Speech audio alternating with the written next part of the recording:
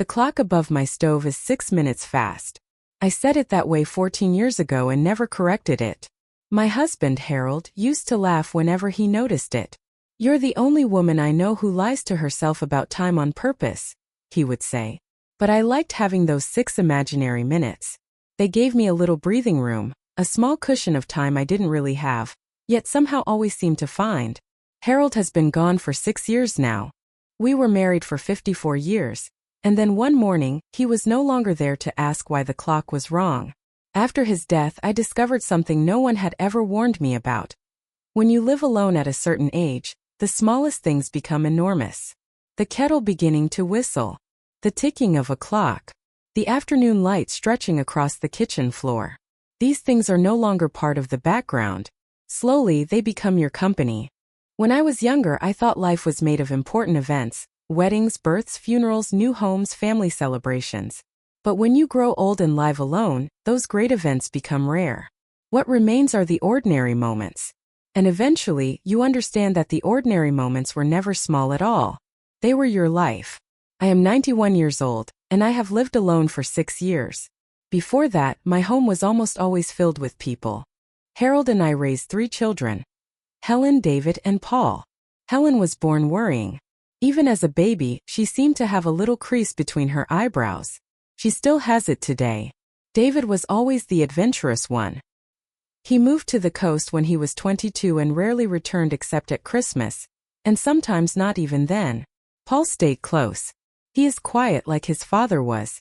He brings me groceries every Sunday, checks that everything is working, and never asks too many questions. That is exactly what I need from him. My children are all in their 60s now. They love me and they want me to be safe. But they do not completely understand what it means to build a life alone at my age. That is not their fault. Some things cannot be understood until you live through them yourself. People occasionally ask how I manage alone. They expect me to mention my medication, the handrails in the bathroom, or the emergency button I wear around my neck. Those things are useful, of course, but they only help keep me alive. They do not necessarily help me live. There is an important difference. Over the years, I have discovered 10 small things that have made my days easier and more meaningful. I learned most of them accidentally, and some through painful experience. These are not clever tips from a magazine.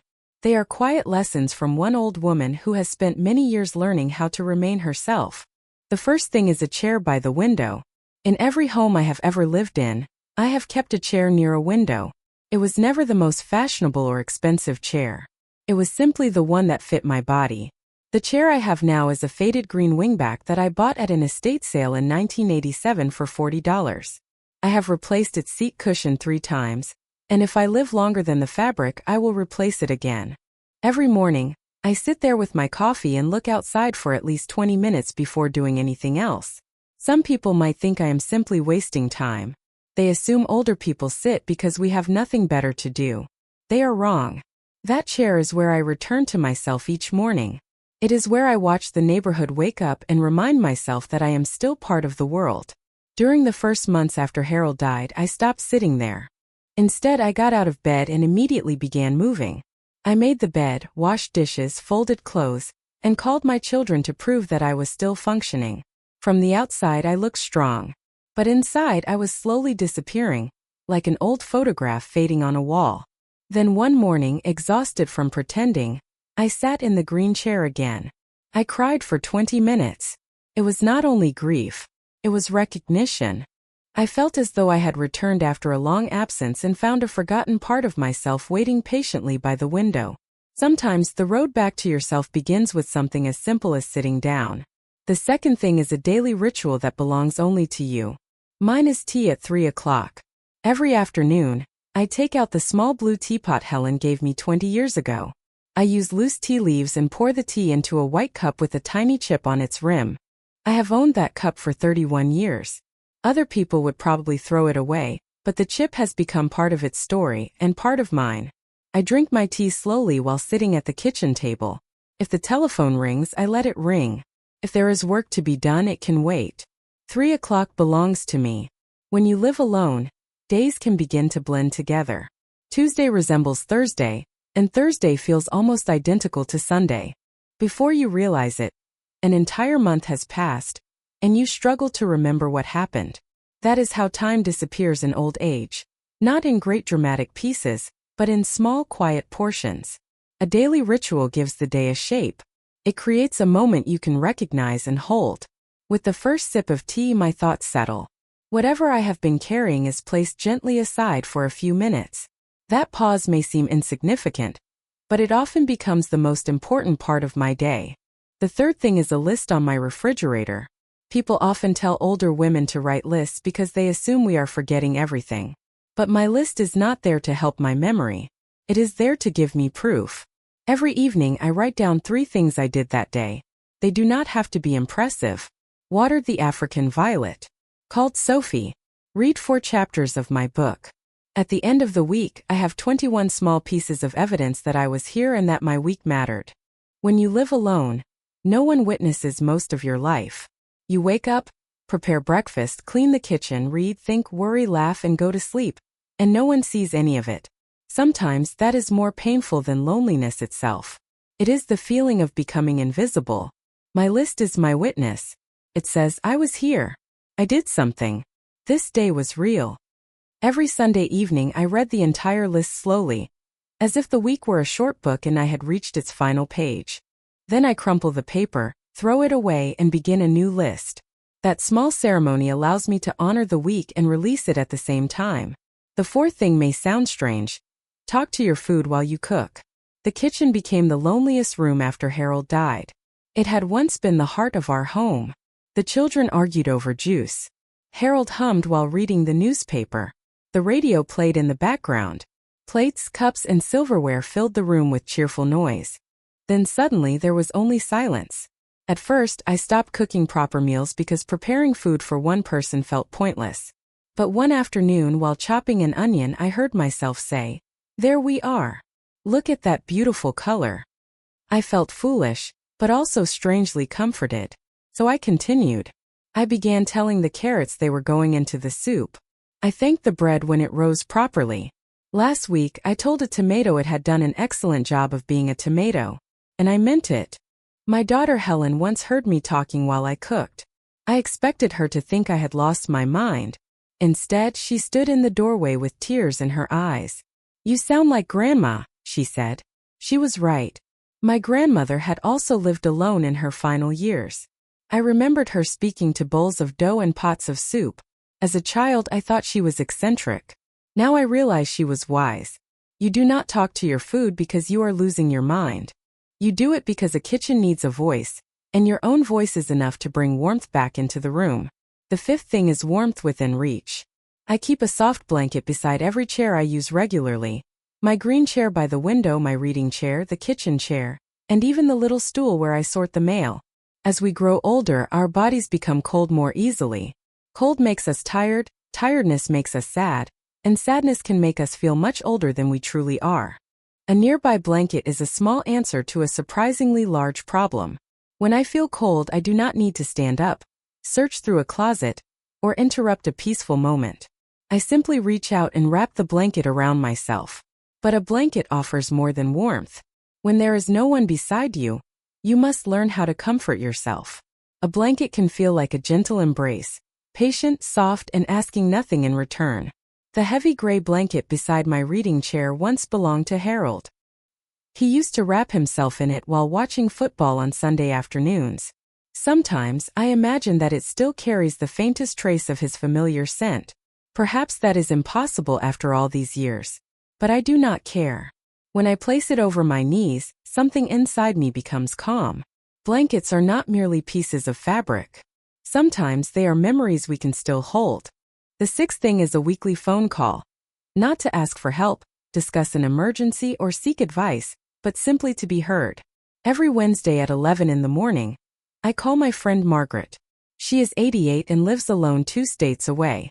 We have known each other since we were young mothers, when our husbands worked for the same company, and our children played together in a backyard that no longer exists. We speak for an hour, sometimes longer. Usually, neither of us has anything urgent to say. We talk about what we cooked the night before. We discuss books, complain about our knees, and repeat stories we have already told each other dozens of times. Last Wednesday, Margaret told me once again about the stray dog her son brought home in 1971 and hid in his closet for nearly a week. I must have heard that story 40 times, but I laughed as though it were new. In a way it was. The story is not really about the dog. It is about Margaret's son when he was still a little boy. Now he is a grown man with grandchildren of his own. Every time she tells that story, she briefly returns to the young mother she once was. I understand that without her having to explain it. Being heard by someone who has known you for most of your life is one of the greatest comforts in old age. My children love me, but they cannot listen in the same way. Part of them is always watching for signs that I am becoming weaker. They are frightened of losing me, so every complaint sounds like a warning. Margaret is not frightened. She knows that both of us will die one day. We have accepted that truth, so we use our Wednesdays to be alive together. If you do not have a Margaret, try to find one. Call someone you once knew well. Then call again the following week. Turn it into a tradition. A regular conversation may not cure loneliness, but it reminds you that your voice still has a place in the world. The seventh thing is learning not to treat silence as your enemy. During my 84th year, I went through 6 terrible months. At night, the silence in my home felt like a hand pressing against my chest. I turned on the television just to hear human voices, but then the noise kept me awake. When I switched it off, the silence returned even heavier than before. I felt trapped between 2 kinds of loneliness. Eventually, I tried something unusual. When the silence entered the room, I greeted it. "Oh, hello," I said aloud. "You're back again." I spoke to it as though it were an old acquaintance rather than a monster. Once I gave the silence a name, it lost some of its power over me. Now when I lie in bed at night, I say, "Here we are again, just the 2 of us." Then I tell it about my day. I mention the bird that visited my feeder, Sophie's last visit, or something funny that happened at the grocery store. The silence never answers, but it holds my words like a patient listener. I would not say that silence and I have become friends. That would be too generous.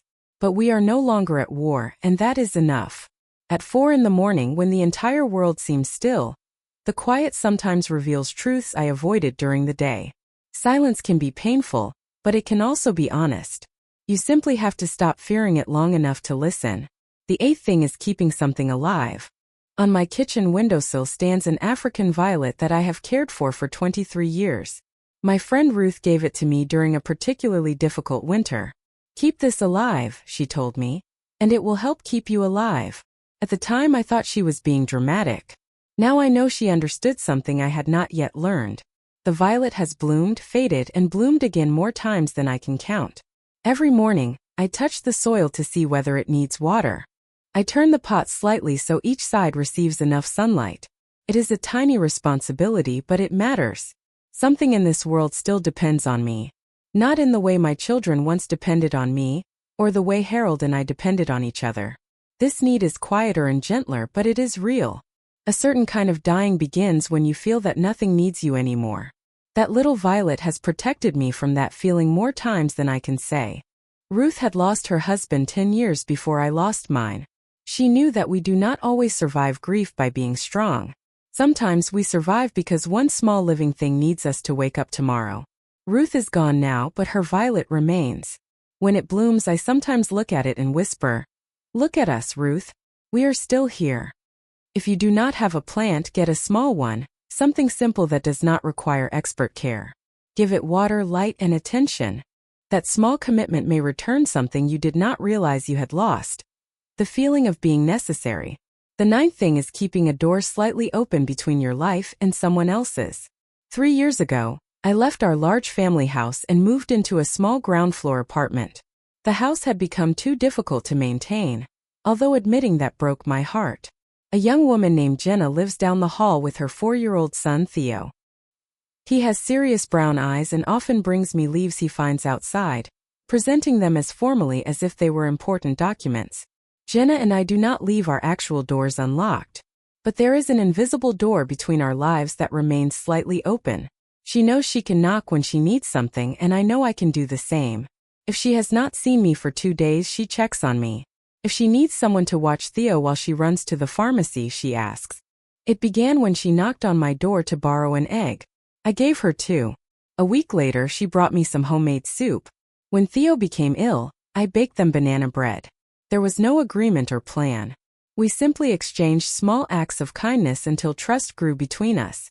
Perhaps it is not friendship in the traditional sense. It is something quieter and, in many ways, more practical. Everyone who lives alone needs one person nearby who will notice if something is wrong. That connection is built gradually. A package collected, a light bulb changed, a cup of sugar borrowed, a meal shared. This is the difference between being alone and being isolated. Being alone can be a choice.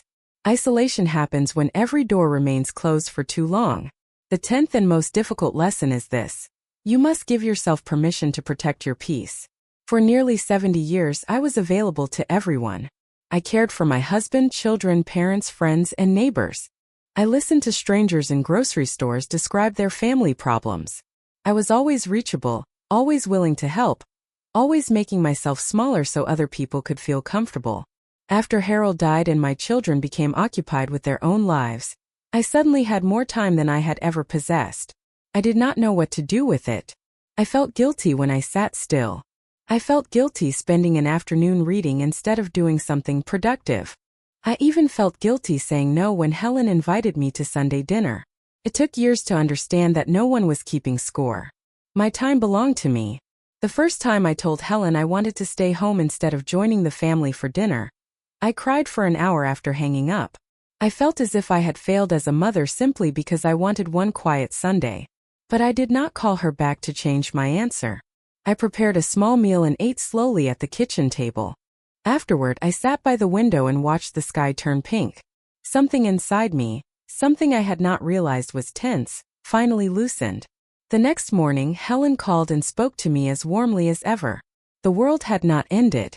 It had simply adjusted to the fact that I was still a person with a life of my own. Once I understood that, my apartment seemed larger and my days felt longer. I stopped feeling like a guest in my own life. None of these 10 things can make me young again. They cannot bring Harold back, steady my hands, or make the stairs less difficult. Growing old alone is hard, and I will not pretend otherwise. But these small things make my home feel like mine. They give shape to my days and remind me that I am more than a widow, more than an old woman, and more than a problem my children must solve. The chair by the window. Tea at 3. The list on the refrigerator. My voice in the kitchen. Blankets within reach. Margaret's weekly call. My understanding with silence. Ruth's violet. Jenna's open door. Permission to protect my peace. These are 10 small lessons that took me decades to understand. Now I will sit in my green chair. The afternoon light is beginning to fade, and it is almost time for tea. The clock says 3:06, but it is 6 minutes fast. For once I am not in a hurry. I think I will make my tea early and tell the silence about everyone who listened to my story. Tomorrow morning, I will write it on the list attached to my refrigerator.